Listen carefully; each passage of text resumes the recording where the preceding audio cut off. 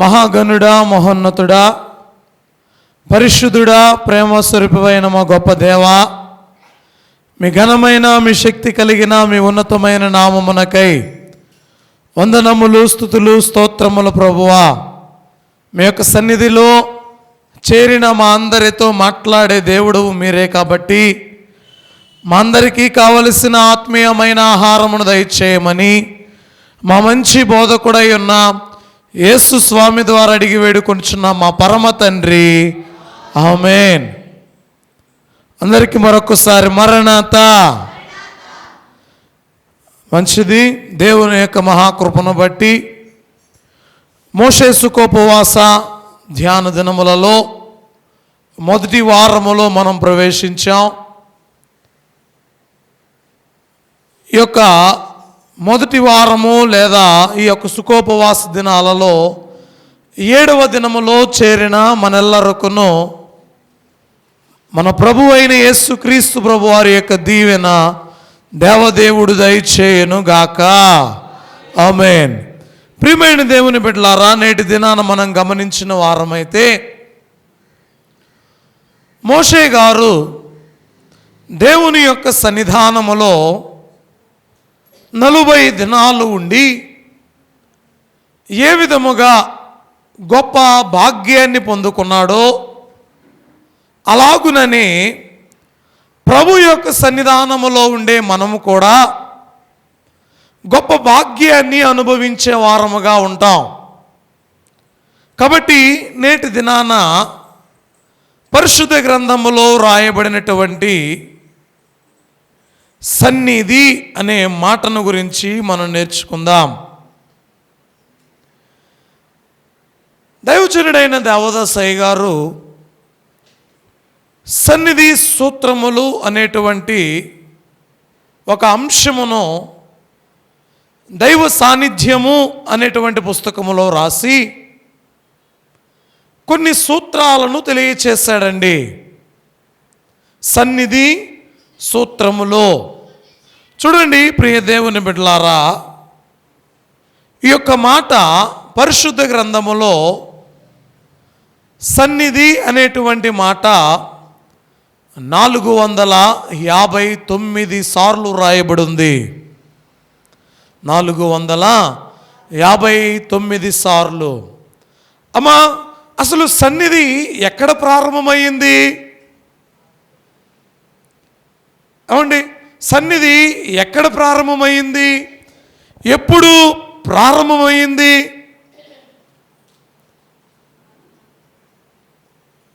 ఈ సన్నిధి అనేది భూలోకములో ప్రారంభమైనది కాదు. ఈ సన్నిధి అనేది భూలోకములో ప్రారంభమైనది కాదు. ఇది దేవలోకము నుండి దేవదూతల లోకములోనికి, దేవదూతల లోకములో నుండి భూలోకములోనికి వచ్చినదై ఉంటూ ఉంది. అదే దైవ సన్నిధి. చూడండి, ఒక మాట జ్ఞాపకం చేస్తాను.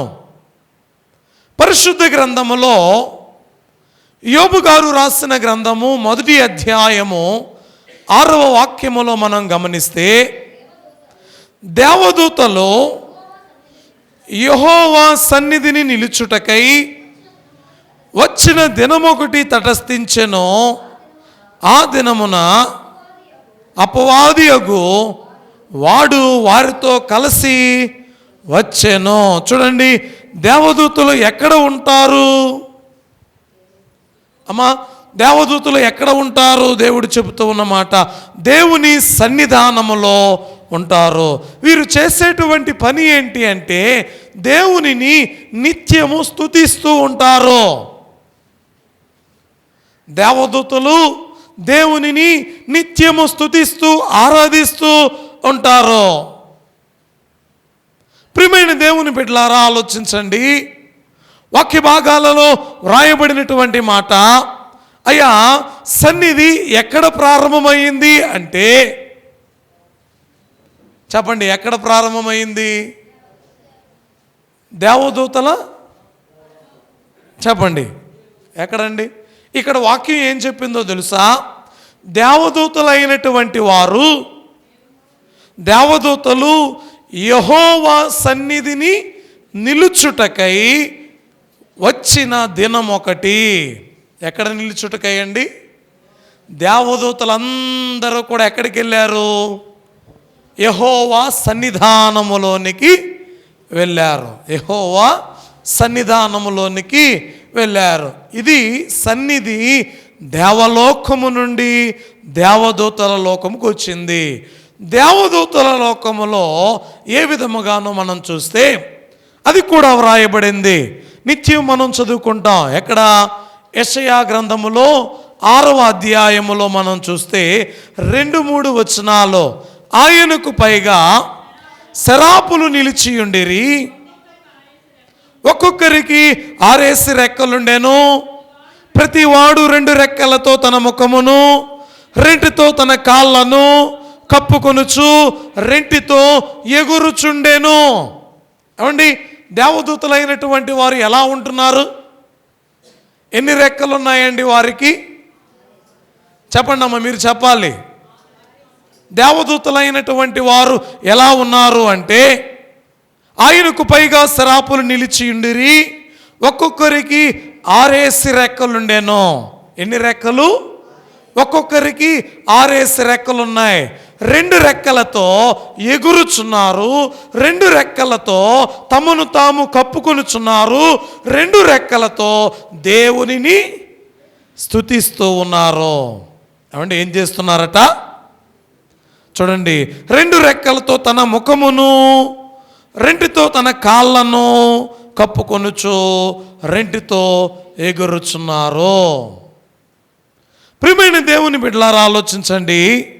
వారు నిత్యము సైన్యములకు అధిపతియగు యెహోవా పరిశుద్ధుడు పరిశుద్ధుడు పరిశుద్ధుడు, సర్వలోకము ఆయన మహిమతో నిండి ఉన్నదని గొప్ప స్వరముతో గాన ప్రతిగానములు ఇలా చేస్తూ ఉన్నారు. ఎవరు? దేవదూతలైనటువంటి వారు. దేవదూతలైనటువంటి వారు దేవునిని నిత్యము స్తుతిస్తూనే ఉన్నారు. చూడండి, 2తో దేవునిని చూడలేనటువంటి దేవదూతలు 2తో తమ ముఖాన్ని కప్పుకుంటున్నారండి. అదే వ్రాయబడింది అక్కడ.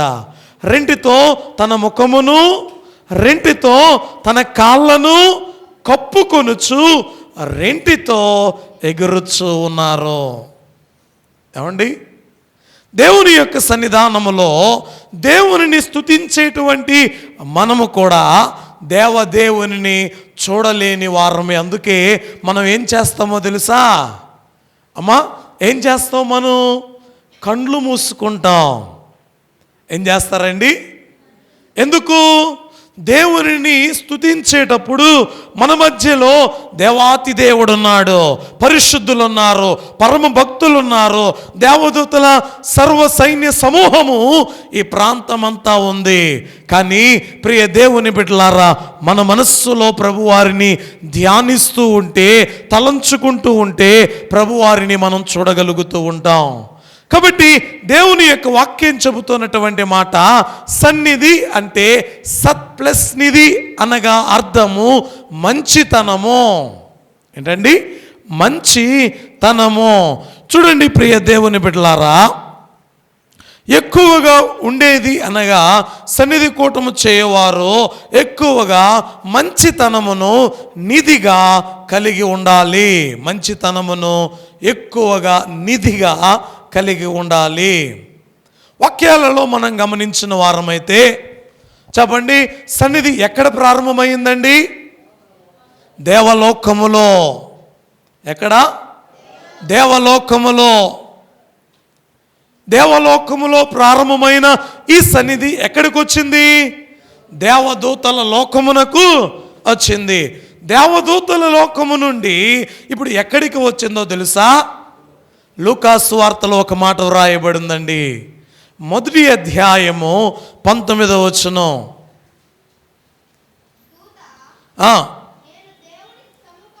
నేను దేవుని సముఖమునందు నిలుచు గాబ్రియేలు నీతో మాట్లాడుట దూత, నేను దేవుని సముఖమునందు నిలుచు గబ్రియేలును నీతో మాట్లాడుటకును ఈ సువర్తమానము నీకు తెలుపుటకును పంపబడి తిని. ఏమండి, దేవుని యొక్క వాక్యం చెబుతూ ఉంది, దేవుని సన్నిధానములో నిత్యము ఉండే దేవదూత గబ్రియేలు. ఈ గబ్రియేలు దేవదూత దేవుని యొక్క ఆజ్ఞానుసారముగా ఆయన వార్తను మోసుకుని ఎక్కడికి వచ్చింది అంటే భూలోకములో దేవునిని స్తుతిస్తూ ఉన్నటువంటి మరియమ్మ గారి దగ్గరకు వచ్చింది. భూలోకములో దైవ సన్నిధి చేస్తూ ఉన్న మరియమ్మ గారి దగ్గరికి వచ్చింది.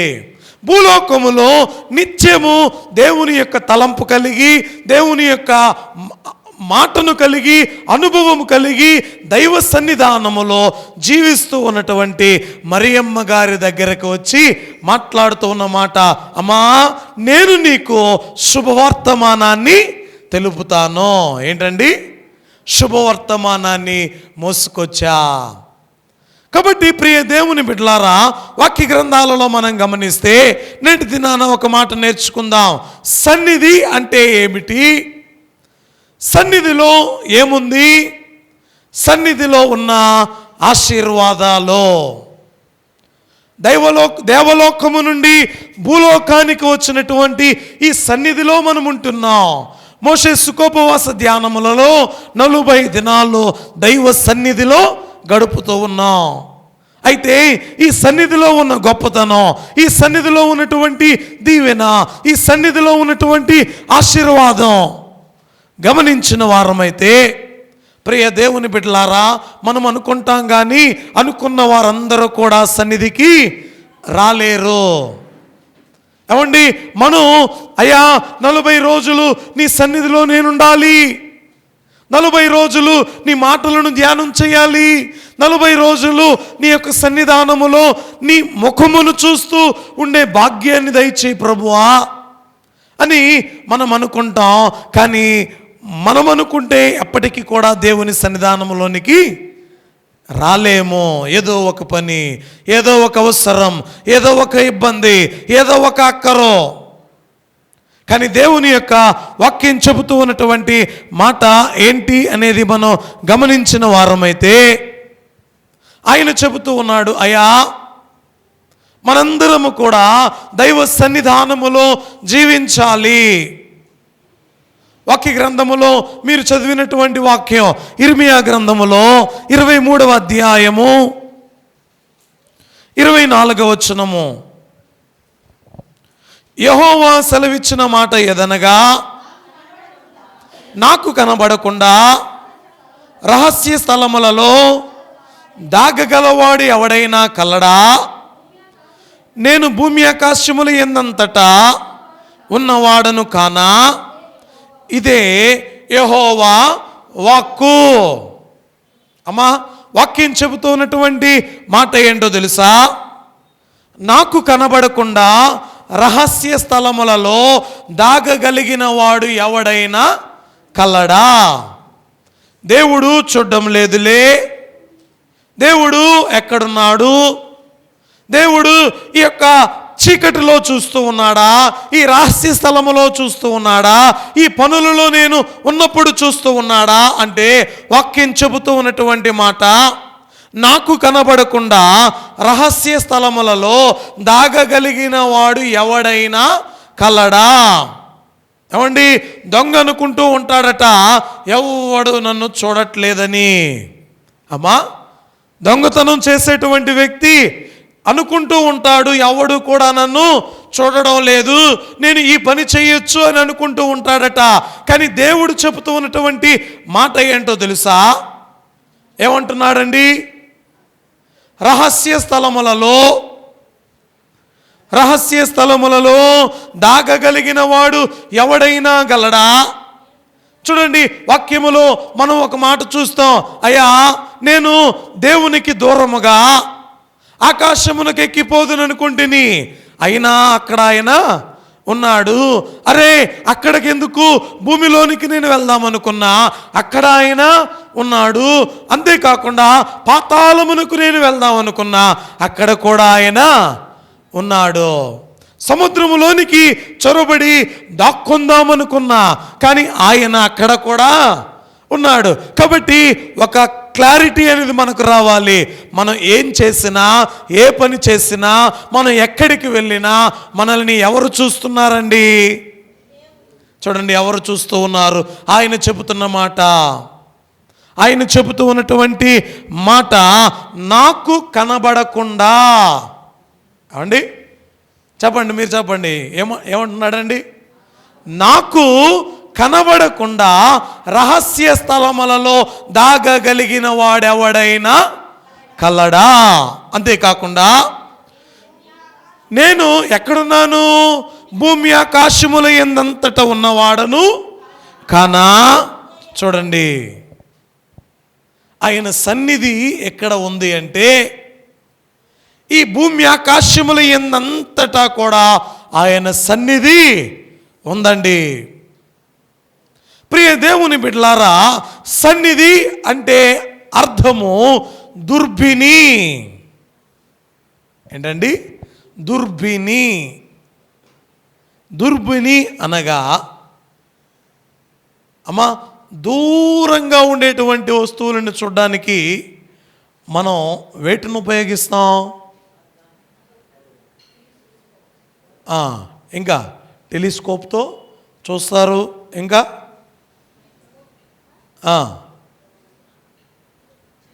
అమ్మా, దూరంగా ఉండేటువంటి వస్తువులని, ఇప్పుడు మీరు ఎక్కడికైనా టూర్ వెళ్ళారనుకోండి, ఇక్కడ నిలవబెట్టి మీ మెడలో ఏం చేస్తారండి? ఏం చేస్తారు మీ మెడలో? అక్కడెక్కడో ఉన్న అక్కడెక్కడో ఉన్న జంతువులను చూడ్డానికో, ఇంకా పక్షులను చూడ్డానికో, ఇంకా ఉన్నటువంటి దూరంలో ఉన్నటువంటి వస్తువులను చూడడానికి ఏం చేస్తారు? మీకు గ్లాసులు ఇస్తారు. అవండి, ఇప్పుడు మనం మన కళ్ళకి గ్లాసులు పెట్టుకుంటాం. ఎందుకు? మన కంటికి దూరంగా ఉండేటివి కనిపించట్లేదని. దుర్బిని అనగా అర్థం ఏంటి అంటే, ఇక్కడ నుండి పరలోకమును చూడగలిగేది. ఇక్కడ నుండి పరలోకమును చూచి చెప్పగలిగేది ఏంటి అంటే సన్నిధి. మనం ఏ విధంగా అయితే గ్లాసులు పెట్టుకుంటామో, మనం ఏ విధంగా అయితే టెలిస్కోప్ను ఉపయోగించి చూస్తామో, మనం ఏ విధంగా అయితే బర్నోప్లస్ గ్లాసులు వినియోగించి చూసుకుంటామో, అలాగుననే దేవుని యొక్క వాక్యములో కూడా పరలోకములో ఉండేటువంటి విషయాలను, పరలోకములో ఉండేటువంటి సంగతులను చూడగలిగేది ఏంటి అంటే దైవ సన్నిధి. ఇక్కడ నీవు కూర్చొని పరలోకములో ఏమున్నాయో చూడగలగవు. ఏమండి? యోహాను గారు ఉన్నారు. యోహాను గారు పద్మాసు ద్వీపములో ఉన్నారు. పద్మాసు ద్వీపములో ఉన్నటువంటి యోహాను గారు ఏం చేస్తూ ఉన్నారండి? దైవ సన్నిధి చేస్తూ ఉన్నాడు. దైవ సన్నిధిని చేస్తూ ఉన్నటువంటి యోహాను గారిని దేవుడు ఎక్కడికి తీసుకెళ్ళాడు? అమ్మా, శరీరమేమో ఎక్కడుంది? శరీరం ఎక్కడుంది? పద్మాసు ద్వీపములో ఉంది. ఆత్మ ఏమో పరలోకమంతా తిరుగుతూ ఉంది. దైవ సన్నిధి చేస్తే దేవాతి దేవుడు పరలోకాన్ని మనకు చూపిస్తాడు. పరలోకాన్ని మనకు చూపిస్తాడు. కాబట్టి ప్రియ దేవుని బిడ్డలారా, దైవ సన్నిధి చేయకుండా దేవుని గురించి కానీ, దేవుని మాటలను కానీ, దేవునితో సహవాసము కానీ, పరలోక విషయాలు కానీ తెలుసుకోలేం. అసలు సన్నిధి ఎలాగ చేయాలండి? ఏంటి సన్నిధి అంటే? అమ్మా, నీవు దేవునితో మాట్లాడాలి అని కూర్చుంటావు చూడు. కూర్చుంటారా మీరు? అయ్యా ఇప్పుడు నేను దేవునితో మాట్లాడాలి, ఇప్పుడు నేను దేవుడు నాతో మాట్లాడినటువంటి మాటలను జ్ఞాపకం తెచ్చుకోవాలి అని దేవునికి ఒక టైమును కేటాయించి, ఒక సమయాన్ని కేటాయించి కూర్చుని దేవునిని స్తుతిస్తూ, ఆరాధిస్తూ, పాటలు పాడుతూ, వాక్యాన్ని చదువుతూ ఆయన సన్నిధానములో కనిపెట్టడమే ఆయన సన్నిధి చేయడం. ఏంటండి అమ్మా, సన్నిధి అంటే ఏంటి?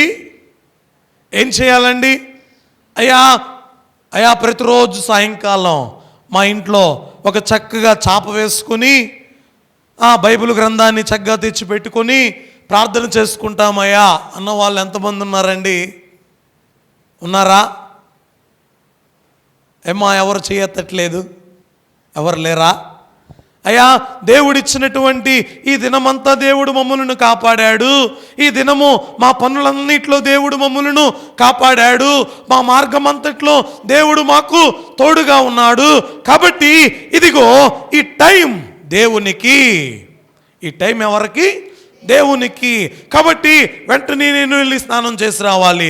చక్కగా స్నానం చేసి వచ్చా, చక్కగా మా కుటుంబం అంతా కూడా కలిసి ఒక చక్కగా చాప తెచ్చి చాప వేసుకుని దేవుని యొక్క సన్నిధానంలో కూర్చుని ఆయనను స్తుతిస్తూ ఉన్నా, ఆరాధిస్తూ ఉన్నా, పాటలు పాడుతూ ఉన్నా, వాక్యం చదువుకుంటూ ఉన్నా, ప్రార్థన చేసుకుంటూ ఉన్నా. దేవా, పొద్దుటి నుండి ఇప్పటి వరకు నీవు నన్ను కాపాడావు ప్రభువా, నీకు వందనాలు, నీకు స్తుతులు, నీకు స్తోత్రములు, నీకు ప్రణతులు ప్రభువా అంటూ దేవుని నామాన్ని గణపరిచే వారముగా ఉండాలి. నీవు దేవుని సన్నిధానములో నీవు ఉంటే ఎంత బలాన్ని పొందుకుంటావో, ఎంత దీవెనను పొందుకుంటావో, ఎంత ఆశీర్వాదాన్ని సంపాదించుకుంటావో, ఎంతగా ఆయన యొక్క సన్నిధానములో నీవు ఆ సన్నిధి భాగ్యాన్ని అనుభవించేవాడవుగా ఉంటావో. అయితే ఈ సన్నిధి చేయడము దేవునికి చాలా ఇష్టమండి. సన్నిధి చేయడం అంటే దేవునికి చాలా ఇష్టం. కానీ ఈ సన్నిధి చేయకుండా ఆపు చేయడం కూడా ఎవరికి ఇష్టం? అపవాదికి ఇంకా ఇష్టం. అవండి, సన్నిధి చేయడం దేవునికి చాలా ఇష్టం. నీవు దేవుని యొక్క సన్నిధిలోనికి వచ్చి కూర్చుంటే ఆయన నిన్ను చూసి ముచ్చటిస్తాడండి, ఆయన నిన్ను చూసి ఆనందిస్తాడు. ఒక తండ్రి కుమారులు ఇద్దరు మాట్లాడుకుంటూ ఉంటే, కుమారుడు మాట్లాడుతూ ఉంటే తండ్రి చూసి మురిసిపోతూ ఉంటాడు. అలాగే మన తండ్రి దగ్గర మనం కూర్చుండి ఉన్నప్పుడు మనల్ని చూసి మన తండ్రి ముచ్చటిస్తాడు, ఆనందిస్తాడు, సంతోషిస్తాడు. కానీ ఈ సన్నిధిలో కూర్చోనివ్వకుండా చేసేది ఎవరు అంటే అపవాది. ఏమండి, సమయానికి ఇంటికి రానివ్వడు, పరిశుద్ధ గ్రంథాన్ని చదవనివ్వడు. బైబిల్ నీవు పట్టుకున్నావా నిద్ర వస్తుంది అమ్మా. అంతేకాకుండా ప్రార్థన చేయడానికి నీవు వెళ్ళావా, ఏముందులే ఇప్పుడే కూర్చున్నాం, ఇప్పుడే అలసి వచ్చాం, ఇప్పుడు మరలా ప్రార్థనలో కూర్చోవాలా అనిపిస్తుంది. ఏమండి, పిల్లలకు ఆ పని చేసి పెట్టాలి, లేదా వీరికి వంట చేసి పెట్టాలి, ఈ విధంగా అన్ని పనులు వచ్చి సన్నిధి అనే దానిని మాత్రమే ఏం చేస్తామో తెలుసా, అలా ప్రక్కన పెడతాం. దేవుడు చెబుతున్నటువంటి మాట ఏంటో తెలుసా? అయ్యా, ఎన్ని పనులున్నా వాటన్నిటినీ కూడా ప్రక్కన పెట్టి ఎప్పుడైతే నీవు సన్నిధి చేస్తావో ఈ సన్నిధి నీ స్థితిని మార్చివేస్తుంది. ఈ సన్నిధి ఏం చేస్తుందండి? నీ స్థితిని మార్చివేస్తుంది. నీవు టైం ఇచ్చి చూడు, నీవు దేవునికి సమయాన్ని ఇచ్చి చూడు, వాక్యాన్ని చదవడం ప్రారంభించు, దేవుని పాటలు పాడడం ప్రారంభించు, నీ యొక్క స్థితిగతులు ఏ విధంగా దేవుడు మార్చివేస్తాడో. కాబట్టి ప్రియ దేవుని బిడ్డలారా, దేవుని యొక్క వాక్యం చెబుతూ ఉంది, సన్నిధి ఎక్కడ ఉండేది అంటే ఏమండి, దేవలోకము నుండి, దేవదూతల లోకము నుండి భూలోకానికి వచ్చింది. భూలోకంలో నేటి దినాన మన ఇంటిలో ఏముండాలి? చెప్పండి గట్టిగా అందరూ, ఏముండాలండి? మన ఇంట్లో బైబిల్ ఉంటుంది. మన ఇంట్లో ఏముంటుందండి? బైబిల్ ఉంటుంది, మన ఇంట్లో వాక్యం ఉంటుంది, మన ఇంట్లో టీవీ కూడా ఉంటుంది. టీవీలో ఎప్పుడు వాక్యం కూడా వస్తుంటుంది. కానీ దానంతటికంటే నీవు ఎప్పుడైతే దేవునికి సమయాన్ని కేటాయించి కూర్చుంటావో అప్పుడు దైవ ఆశీర్వాదం అనేది నీ ఇంట ఉంటుంది. ఏమండి, దైవ ఆశీర్వాదం అనేది నీ ఇంట ఉంటుంది. దేవుడు చెబుతూ ఉన్నటువంటి మాట, ప్రియ దేవుని బిడ్డలారా ఆలోచించండి.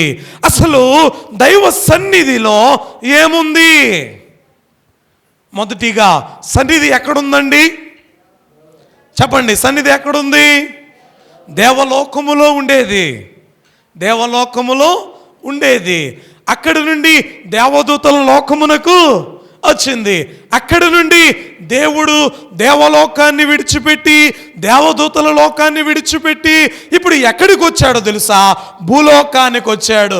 ఎక్కడ 2-3 నా నామమున వారి మధ్యలో నేనుంటా అంటే దేవాతి దేవుడు ఎక్కడున్నాడు? పైనున్నాడా? మన మధ్యలో ఉన్నాడా? మన మధ్యలో ఉన్న దేవునిని మనం ఏం చేయాలి? ఆరాధించాలి. ఏమండి, ఎవరు ఎంత ఆరాధిస్తే అంత దీవెన, ఎవరు ఎంత స్తుతిస్తే అంత దీవెన, ఎవరు ఎక్కువగా వాక్యం చదివితే వారికి అంత దీవెన. ప్రియ దేవుని బిడ్డలారా, దేవుని యొక్క వాక్యం చెబుతూ ఉంది. రెండవదిగా మనం చూస్తే అసలు సన్నిధిలో ఏముందండి? ఈ సన్నిధిలో ఏముంది? కీర్తనాకారుడు రాస్తూ 96వ కీర్తన 6వ వచనములో, 96వ కీర్తన, ఘనత ప్రభావములు చాలండి. ఏమున్నాయి ఆయన సన్నిధిలో? ఘనత ప్రభావములు ఆయన సన్నిధిలో ఉన్నవి. బల సౌందర్యములు ఆయన పరిశుద్ధ స్థలములో ఉన్నవి.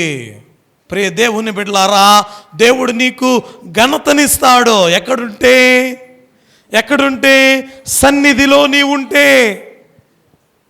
చూడండి, ఈ వాక్యం చెబుతూ ఉన్నటువంటి మాట, ఘనత ప్రభావములు ఆయన సన్నిధిలో ఉన్నాయి. నీవు ఆయన సన్నిధిలో కూర్చో, దేవుడు నిన్ను ఘనపరుస్తాడు. మనుషులందరి మధ్య నిన్ను ఘనపరుస్తాడు. ఈ లోకములో దేవుడు నిన్ను ఘనపరుస్తాడు. చూడండి, యోసేపు దేవుని సన్నిధిలో ఉన్నాడండి. యోసేపు గారు దేవుని సన్నిధిలో ఉన్నాడు. చూడండి, అన్నదమ్ములైనటువంటి వారు విడిచిపెట్టినా, తండ్రి విడిచిపెట్టినా, తల్లిదండ్రులు విడిచిపెట్టినా, బంధువులు విడిచిపెట్టినా, యోసేపు ఎవరిని విడిచిపెట్టలేదు? దేవునిని విడిచిపెట్టలేదు. ఎప్పుడైతే యోసేపు దేవునిని విడిచిపెట్టలేదో, దేవుని సన్నిధిలో ఉంటూ ఉన్నాడో, యోసేపుని దేవుడు ఏం చేశాడో తెలుసా? ఉన్నతమైనటువంటి స్థలములోనికి ఎక్కించి ఘనతను ఇచ్చాడు. బానిసగా ఉన్నటువంటి వ్యక్తికి సింహాసనం ఎక్కడి నుండి వచ్చింది? ఎవరిచ్చారు అంటే, ఎవరిచ్చారు? దేవుడిచ్చాడండి.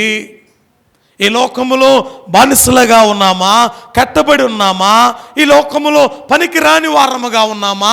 దేవుడు చెబుతూ ఉన్నాడు, నీవు దైవ సన్నిధి చేయగలిగిన వాడవుగా ఉంటే, అనగా దేవునికి ప్రాధాన్యతను నీవు ఇవ్వగలిగిన వాడవైతే దేవుడు నిన్ను ఘనపరుస్తాడు. ఏం చేస్తాడండి? ఘనపరుస్తాడు. వాక్యం నీలో నెమరు వేసుకుంటూ ఉండాలి. చూడండి, మనం చూస్తాం, పశువులను చూస్తాం. పశువులు గడ్డిని మేస్తూ, ఏమండి, ఎక్కడెక్కడ గడ్డి ఉంటుందో అక్కడికి వెళ్ళి త్వరగా గడ్డిని మేస్తాయి. కానీ అవి సాయంకాలమైన తరువాత ఒక దగ్గర కూర్చుని తిన్నటువంటి ఈ గడ్డినంతటిని మరలా నెమరు వేసుకుంటాయి. అప్పుడే వాటికి బలం వస్తుంది, అప్పుడే వాటికి శక్తి వస్తుంది, అప్పుడే అవి చక్కగా నడవగలుగుతాయి. అలాగే దేవుని యొక్క వాక్యాన్ని నీవు ఎప్పుడైతే నెమరు వేసుకుంటూ ఉంటావో, ధ్యానిస్తూ ఉంటావో, మదిలో తలంచుకుంటూ ఉంటావో, వాక్యం నీతో మాట్లాడుతుంది, వాక్యం నిన్ను బలపరుస్తుంది. దేవుడు అంటున్నాడు, నేను నిన్ను ఘనపరుస్తాను అంటున్నాడు. హల్లెలూయా. ఏమని చెప్తున్నాడండి దేవుడు? నేను నిన్ను ఘనపరుస్తాను. ఏమున్నాయో తెలుసా? నా సన్నిధిలో ఘనత ఉంది. ఏముంది? ఘనత. ఒకప్పుడు ఎందుకు పనికిరాని వాడుగా ఉండేవాడండి, ఇప్పుడు మైక్ పట్టుకుని దేవుని మాటలు చెబుతూ ఉన్నాడు. ఒకప్పుడు వ్యసనపరుడుగా ఉండేవాడు, ఇప్పుడు దేవుని పని చేస్తూ ఉన్నాడు. ఎలా వచ్చింది ఘనత? ఎవరిని బట్టి ఘనత వచ్చింది? ఈ లోకములో నీవు తిరుగుతున్నంత వరకు నీకు ఘనత రాలా. ఈ లోకములో వ్యసనపరుడుగా నీవు ఉన్నంత వరకు నీకు ఘనత రాలా. ఎప్పుడైతే దేవుని సన్నిధిలోనికి వచ్చావో, దేవుని యొక్క సన్నిధిలో నీవు నిలిచి ఉన్నావో, దేవుడు నిన్ను ఘనపరుస్తూ ఉన్నాడు. రెండవదిగా మనం చూస్తే 97వ కీర్తన 5వ వచనములో, యెహోవా సన్నిధిని, సర్వలోకనాథుని సన్నిధిని పర్వతములు మైనము వలె కరుగుచున్నాయి. పర్వతాలు ఏం చేస్తూ ఉన్నాయట? ఎక్కడండి? సన్నిధిని, సర్వలోకనాథుని సన్నిధిని పర్వతములు మైనము వలె కరుగుచూ ఉన్నాయి. ప్రియ దేవుని బిడ్డలారా, నీకున్నటువంటి శ్రమయా, ఇంత కొండంత శ్రమ ఏంటి ప్రభువా? పర్వతము వంటి శ్రమ ఏంటి ప్రభువా? నీకున్నటువంటి శ్రమ కొండ కంటే ఎత్తైనదా? పర్వతము కంటే ఎత్తైనదా? ఇంత పెద్ద శ్రమ ఏంటి? ఇంత బాధ ఏంటి? ఈ కష్టం ఏంటి? లోకములో ఎవ్వరికీ లేనటువంటి బాధలు, వ్యాధులు, ఇబ్బందులు, శ్రమలు అన్నీ నాకేనా అని నీ జీవితాన్ని ఒక కుప్పగా వేసి నీవు అనుకుంటూ ఉన్నావు. ఏంటి ప్రభువా, ఇంత పెద్ద పర్వతము వంటి శ్రమ ఏంటి అని నీవు అనుకుంటూ ఉంటే, దేవుడు ఏమంటున్నాడో తెలుసా? ఈ పర్వతం నీ దగ్గర ఉందా? ఈ పర్వతం నీ దగ్గర ఉందా? నీవు నా సన్నిధిలోనికి రా. ఈ పర్వతం ఏమైపోద్ది అంటే మైనము వలె కరిగిపోద్ది. ఏమైపోద్దండి?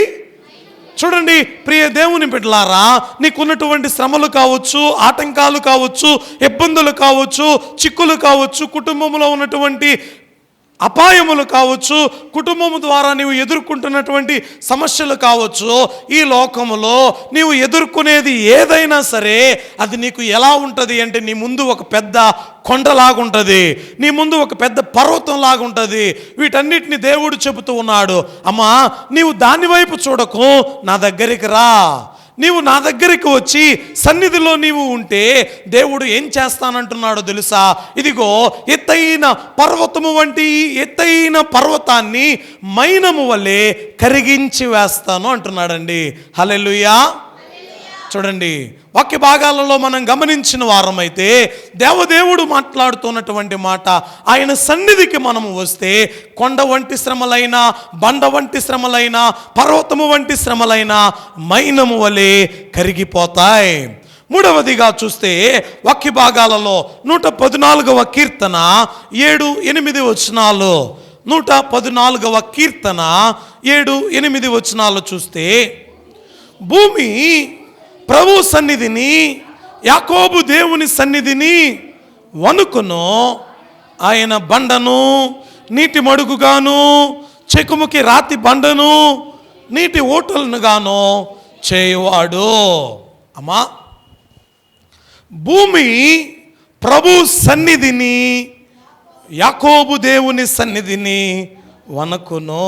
అర్థమైందా? ఈ భూమి ఏం చేస్తుందటండి? నీవు దేవుని సన్నిధానములో నీవు ఉంటే ఈ భూమి వణుకుద్ది. భూమి వణుకుద్ది. భూలోకమును తలక్రిందులు చేయగలిగినటువంటి శక్తి దైవ సన్నిధికి ఉందండి. దైవ సన్నిధికి ఉంది. చూడండి ప్రియ దేవుని బిడ్డలారా,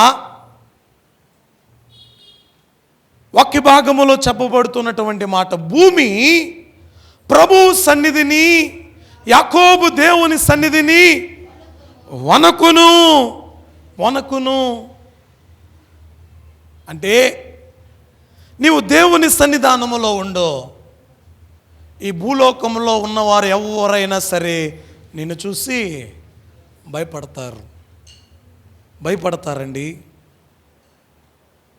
దేవుడు భయాన్ని కలుగు చేస్తాడు. మోషే దేవుని సన్నిధిలో ఉన్నాడు. మోషేను చూచి క్రింద ఉన్నవారు భయపడ్డారు. అయ్యా ముసుగు వేసుకో, మేము నిన్ను చూడలేకుండా ఉన్నాం అన్నారా లేదండి? దేనికుంది ఇంత గొప్ప ధన్యత అమ్మా? దేనికుంది ఇంత గొప్ప ప్రాధాన్యత? దేవుని సన్నిధికి ఉందండి. వాక్య గ్రంథాలలో ఇంకా చూస్తే 86వ కీర్తన 10వ వాక్యములో నీవు సృజించిన అన్యజనులందరూ వచ్చి నీ సన్నిధిని నమస్కారము చేయుదురు. అమ్మా ఏం చేస్తారంట? నీవు సృజించిన అన్యజనులందరూ. మనం కీర్తన పాడుకుంటాం. యేసు రాజుగా వచ్చుచున్నాడు, భూలోకమంతా తెలుసుకుంటారు. యేసు రాజుగా వచ్చుచున్నాడు, భూలోకమంతా తెలుసుకుంటారు. రవి కోటి తేజుడు రమ్యమైన దేవుడు, రవి కోటి రమ్యమైన దేవుడు రారాజుగా వచ్చుచున్నాడు.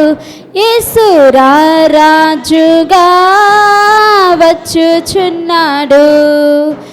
యేసు రాజుగా వచ్చుచున్నాడు, భూలోకమంతా తెలుసుకుంటారు. యేసయ్య వచ్చే సంగతి ఎవరు తెలుసుకుంటారు? కేవలం క్రైస్తవులేనా? కేవలం విశ్వాసులేనా? కేవలం దేవుని నమ్మిన వారేనా? వాక్యం చెబుతూ ఉన్నటువంటి మాట, నీవు సృజించిన అన్యజనులందరూ వచ్చి, ఒకరు కాదు, దేవుడు ఎవరినైతే సృజించాడో వారందరూ కూడా వచ్చి నీ సన్నిధిని నమస్కారము. ఏమా అర్థమైందా? నీవు నేను మాత్రమే కాదు, లోకములో ఉన్న వారందరూ కూడా ఎక్కడికి రావాలి? ఆయన సన్నిధానములోనికి వచ్చి నమస్కారము చేసి ఆయన నామాన్ని గణపరుస్తారు. కాబట్టి ప్రియ దేవుని బిడ్డలారా, దేవుడు చెబుతూ ఉన్నటువంటి మాటల్లో కీర్తనాకారుడు మరలా రాస్తాడండి. 139వ కీర్తన 7-8 వచనాలు. నీ ఆత్మ యొద్ద నుండి నేను ఎక్కడికి పోవదును, నీ సన్నిధి నుండి నేను ఎక్కడికి పారిపోవదును. నేను ఆకాశమునకు ఎక్కినను నీవు అక్కడ ఉన్నావు, నేను పాతాళమున పండుకొనినను నీవు అక్కడ ఉన్నావు. అయ్యా నేను ఎక్కడికి వెళ్ళుదునయ్యా? ఎక్కడికి పోతాను ప్రభువా? నీ సన్నిధి నుండి నేను ఎక్కడికి వెళ్ళుదును? ఆకాశానికి పోదును అనుకుంటుని, నీవు అక్కడున్నావు. ఇంకా పాతాళమునకు వెళ్ళుదును అనుకుంటుని, నీవు అక్కడ. ఆయన లేని స్థలం అంటూ ఏది కూడా లేదు. చూడండి, అందుకే దేవుడు అంటున్నటువంటి మాట 51వ కీర్తనలో ఆయన రాస్తూ 11వ వచనంలో అంటాడు, నీ సన్నిధిలో నుండి నన్ను త్రోసివేయకము, నీ పరిశుద్ధాత్మను నా యొద్ద నుండి తీసివేయకము. అయ్యా నీవు ఎక్కడైనా ఉన్నావు, అక్కడున్నావు, ఆకాశమునందున్నావు, భూమి క్రిందనున్నావు, భూమి మీదనున్నావు, నీవు లేని స్థలం అంటూ ఏది కూడా లేదయ్యా. నీ సన్నిధిలో నుండి నన్ను త్రోసివేయకో ప్రభువా. వాక్యములో చెప్పబడుతున్నటువంటి మాట, నీ సన్నిధి నుండి నన్ను త్రోసివేయకము, నీ పరిశుద్ధాత్మను నా యొద్ద నుండి తీసివేయకము. వాక్య భాగాలలో ఆయన రాస్తూ అంటాడు, జీవ మార్గమును నీవు నాకు తెలియచేసేదవు, నీ సన్నిధిని సంపూర్ణ సంతోషములు కలదు, నీ కుడి చేతిలో నిత్యము సుఖములు కలవు. దేవుని యొక్క సన్నిధిలో సంతోషం ఉందండి. అందుకే దానియేలు గారు ఉన్నారు, ఏం చేశారండి? మరణకరమైనటువంటి శాసనము రిలీజ్ చేయబడి ఉన్నప్పటికీ దేవుని సన్నిధిని విడిచిపెట్టాడా? విడిచిపెట్టాడా? షడ్రకు, మేషకు, అబేద్నగో అని 3 యవ్వనస్తులు ఉన్నారు. మీరు చనిపోతారు, మిమ్మల్ని చంపివేస్తాం అని చెప్పినా దేవునిని విడిచిపెట్టలా. వారికి తోడుగా ఉన్నది ఎవరో తెలుసా? దైవ సన్నిధి. దైవ సన్నిధి వారికి తోడుగా ఉంది. ప్రియ దేవుని బిడ్డలారా, దేవదేవుడు తెలియచేస్తూ ఉన్నాడు 56వ కీర్తన 12వ వచనములో, దేవా నీవు మరణములో నుండి నా ప్రాణమును తప్పించి ఉన్నావు. నేను జీవపు వెలుగులో దేవుని సన్నిధిని సంచరించున్నట్లు జారి పడకుండా నీవు నా పాదములను తప్పించి ఉన్నావు. అయ్యా, నేను జీవపు వెలుగులో దేవుని సన్నిధిని సంచరించున్నట్లు నన్ను తప్పించే దేవుడు అయ్యా. వాక్య భాగములో చెప్పబడుతున్నటువంటి మాటలు, ఈ మాటలు వింటూ ఉన్నటువంటి మనం ఆయన సన్నిధిని చేసేవారముగా ఉండాలి. ఆయన సన్నిధిలో నిత్య సంతోషములు ఉన్నాయి, ఆయన సన్నిధానములో దీవెనలు ఉన్నాయి, ఆయన సన్నిధానములో మేళ్ళు ఉన్నాయి. ఆయన సన్నిధిలో మనం ఉంటే ఆయన మనకు నిత్య రాజ్యాన్ని ఇచ్చేవారుగా ఉంటూ ఉన్నారు. కాబట్టి ప్రియ దేవుని బిడ్డలారా, దేవదేవుడు చెబుతున్నటువంటి మాట, ఎవరైనా ఈ సన్నిధి చేయించండి. చదువు లేదే, చిన్నపిల్లలమే, మేము దేవుని యొక్క సన్నిధిలో ఎలా ఉండాలి, ఎలా చేయాలి అనడానికి లేదు. ఎవరైనా చదువు లేని వారైనా ఆయన సన్నిధిలో కూర్చొని ఆయనతో మాట్లాడచ్చు. కాబట్టి ప్రియ దేవుని బిడ్డలారా, ఈ వాక్యం చెబుతున్నటువంటి మాట, ఈ సన్నిధిలో మనము ఉంటే మన పాపముల నుండి మనం విమోచించబడతాం. ఎఫెసీ పత్రికలో 6వ అధ్యాయం 1వ అధ్యాయము 7వ వచనములో ఆయన అంటాడు, ఎఫెసీ పత్రిక 1వ అధ్యాయం 7వ వచనం,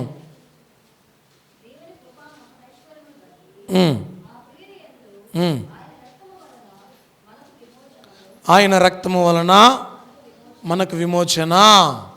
అమ్మా, ప్రభు యొక్క సన్నిధానములో ప్రభు శరీర రక్తాలు అందుకునేటువంటి మనకు ఆయన రక్తము వలన ఏం కలుగుతుంది? విమోచన. ఆయన సన్నిధిలోనికి నీవు వస్తే దేవుడు నిన్ను విమోచిస్తాడు. ఇశ్రాయేలీయులు